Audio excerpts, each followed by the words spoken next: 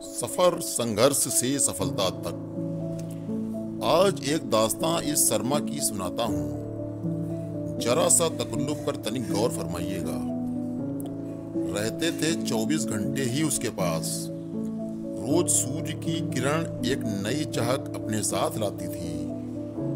रोज तय करता था अपने लक्ष्य बार बार।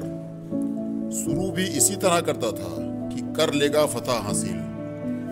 कभी हासिल भी हुई तो कभी नहीं भी हुई तो खुश होकर नई सीमाएं बांधता था, मगर जब नहीं हुई तो मन उदास कर बस वह एक दोस्त का दरवाजा खटखटाया करता था। रखता था वह सारे गमों का भंडार इस शख्स के सामने, और वो उसको बांट देता था छोटे छोटे लक्ष्य में। फिर क्या होकर खुश वह नई उमंग के लिए शर्मा फिर से अपनी दिनचर्या में लग जाता था।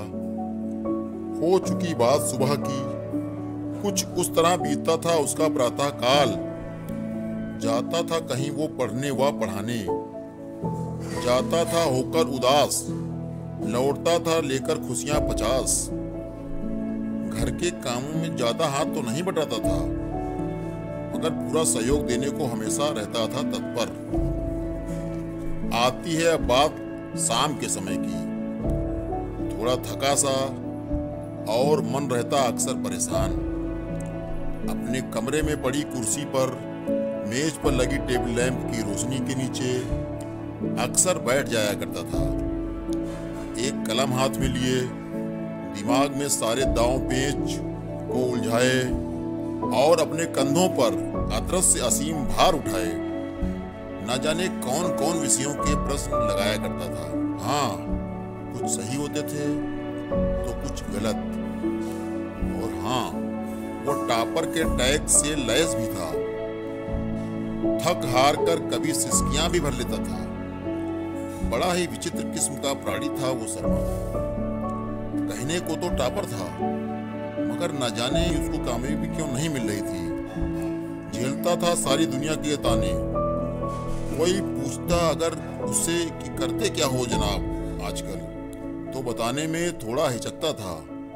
न जाने वो ऐसा क्यों था, मगर एक बात जरूर थी उसमें।